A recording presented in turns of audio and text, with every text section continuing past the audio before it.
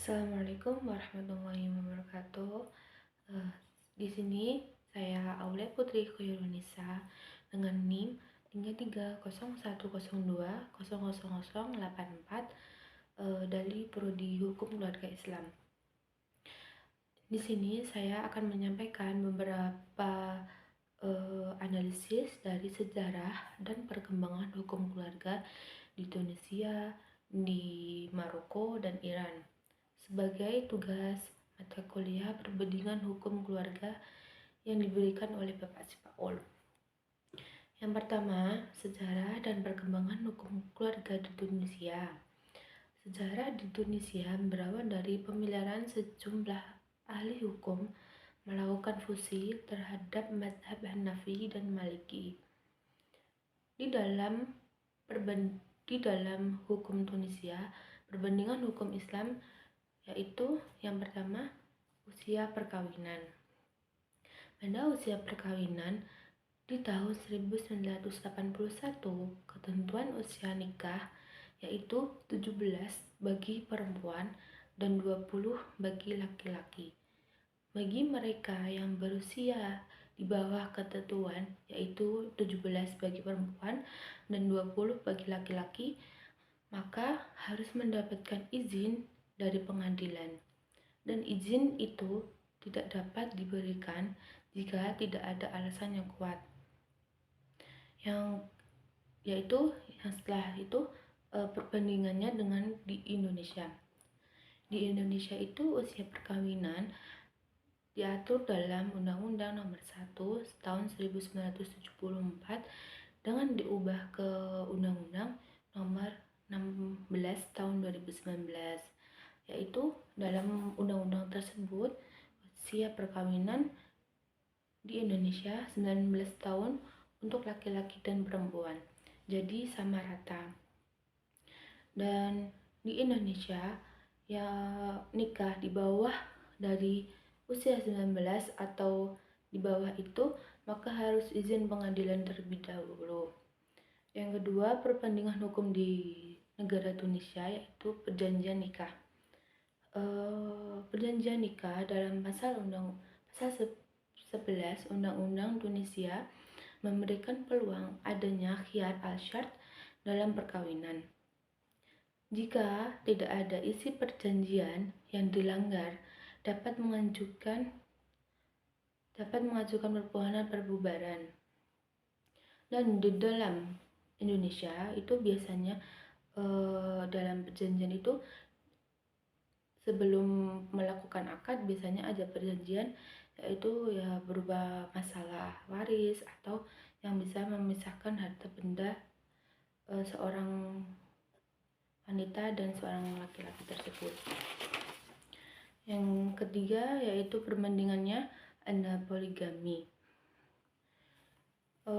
Di Tunisia dilarang pria beristri lebih dari satu karena dapat dipidana dengan ancaman penjara 1 tahun atau didenda dengan didenda. Dengan di Indonesia berbeda lagi dengan di Indonesia, yaitu dalam pasal 56 ayat 1 kompilasi hukum Islam, suami yang hendak beristri lebih dari satu maka harus mendapatkan izin dari pengadilan agama. Dan syarat terpenting dari suami yang akan berpoligami yaitu harus mendapatkan izin dari istri yang pertama. Selanjutnya yaitu perbandingan hukum di Tunisia, yaitu yang keempat adalah perceraian. Di Tunisia, perceraian dapat diajukan jika suami gagal memberikan nafkah kepada istri ataupun kedua belah pihak sepakat untuk mengakhiri hubungan tersebut. Jadi, untuk pengadilan dapat memutuskan perkara tersebut. Sedangkan di Indonesia, pengadilan hanya dilakukan di depan sidang pengadilan setelah pengadilan agama dan pengadilan negeri tidak dapat mendamaikan tersebut dengan alasan yang pertama, pihak meninggalkan selama 2 tahun tanpa ada alasan itu maupun istri maupun suami. Yang kedua, salah satu pihak melakukan kekerasan. Selanjutnya, yang kedua, sejarah perkembangan hukum di Maroko. Usia perkawinan. Yang pertama, di Maroko itu batas usia perkawinan adalah 18 tahun untuk kedua belah pihak. Dan jika di bawah 21 tahun harus mendapatkan izin dari wali.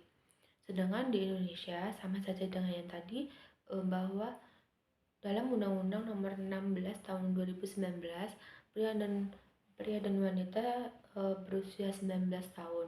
Jika di bawah itu harus mendapatkan izin dari pengadilan.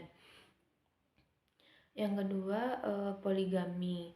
Di Indonesia, suami yang hendak beristri lebih dari satu harus mendapatkan izin dari pengadilan. Di Maroko, yang pertama, laki-laki harus menginformasikan bahwa dia sudah berstatus suami orang.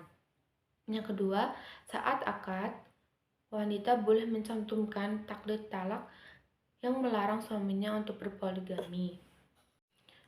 Baik, yang selanjutnya yaitu perbandingan hukum keluarga di Maroko. Yang selanjutnya yaitu nomor 3, perceraian. Di Indonesia, perkawinan dapat putus dikarenakan 3 hal. Yang pertama yaitu kematian dari salah satu pihak, baik suami maupun istri. Yang kedua yaitu perceraian. Dan yang ketiga, atas putusan pengadilan. Dan hukum keluarga di Maroko dalam masalah perceraian yaitu masalah cerai di depan pengadilan menurut undang-undang pada tanggal 21 November tahun 1957 tidak harus diucapkan di depan sidang pengadilan, yaitu dalam pengucapan talak 3 hanya jatuh salah satu talak saja. Dan selanjutnya, seorang istri dapat mengajukan gugatan jika yang pertama, suami gagal menyediakan biaya hidup atau gagal memberikan nafkah kepada sang istri. Yang kedua, suami mempunyai penyakit kronis atau yang serius. Yang ketiga yaitu suami gagal memperbaiki hubungan setelah waktu 4 bulan. Yang selanjutnya, hukum perbandingan di Maroko yaitu ada waris. Di Indonesia itu sendiri, waris bagi anak perempuan yaitu mendapatkan separuh jika dia sendiri, anak perempuan sendiri. Dan jika ada 2 orang anak perempuan, maka mendapatkan 2/3 dari bagian warisan tersebut. Sedangkan anak laki-laki mendapatkan satu bagian. Jadi anak laki-laki dan perempuan itu 2/1. Dan di Maroko juga ada pembagian waris berdasarkan undang-undang pada tanggal 3 April 1958. Laki-laki dan perempuan itu 1/1, sama dengan di Indonesia. Yang terakhir yaitu sejarah dan perkembangan hukum keluarga di Iran. Yang pertama, perbandingan hukum keluarga di Iran dan di Indonesia itu ada batas usia perkawinan. Di Iran sendiri, batas usia perkawinan itu bagi laki-laki berusia 18 tahun, sedangkan bagi perempuan 15 tahun. Itu berlaku ketat dan tidak ada pengecualian. Sedangkan di Indonesia itu batas usia perkawinan menurut Undang-Undang Nomor 16 Tahun 2019, bagi perempuan dan laki-laki itu sama 19 tahun. Jika di bawah itu harus mendapatkan izin dari pengadilan dan kedua orang tua. Yang kedua yaitu perbandingannya ada poligami. Suami harus mendapatkan izin ke istri terlebih dahulu. Apabila melanggar, berhak menurut ke pengadilan agama. Sedangkan di Indonesia itu suami yang beristri dari satu harus mendapatkan izin dari pengadilan dan harus mendapatkan izin juga dari istri yang pertama. Selanjutnya yang ketiga yaitu pencatatan perkawinan. Di Iran, pencatatan perkawinan itu yang tidak dicatatkan dalam hukum dikenai sanksi hukuman yaitu maksimal 6 bulan penjara. Sedangkan di Indonesia tidak ada sanksi atas perkawinan yang tidak tercatat. Yang selanjutnya yaitu harta bersama. Di Iran menikah secara mut'ah atau permanen tetap dapat saling mewarisi. Sedangkan di Indonesia ada dua macam harta bersama, yaitu yang pertama harta bersama, harta yang diperoleh selama perkawinan. Yang kedua harta bawaan, harta yang dibawa dari suami istri ke dalam perkawinan. Yang selanjutnya yang terakhir yaitu perceraian. Di Iran dalam pasal 8 perceraian itu harus ada permohonan ke pengadilan terlebih dahulu agar pengadilan mengeluarkan sertifikat tidak dapat berdamai kembali. Sedangkan di Indonesia perceraian dapat diajukan jika suami gagal memberikan nafkah atau kedua belah pihak sepakat mengakhiri hubungan tersebut, dan itu pengadilan dapat memutuskan perceraian tersebut.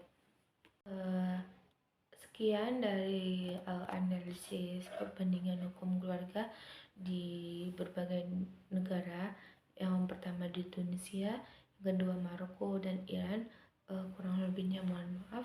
Assalamualaikum warahmatullahi wabarakatuh.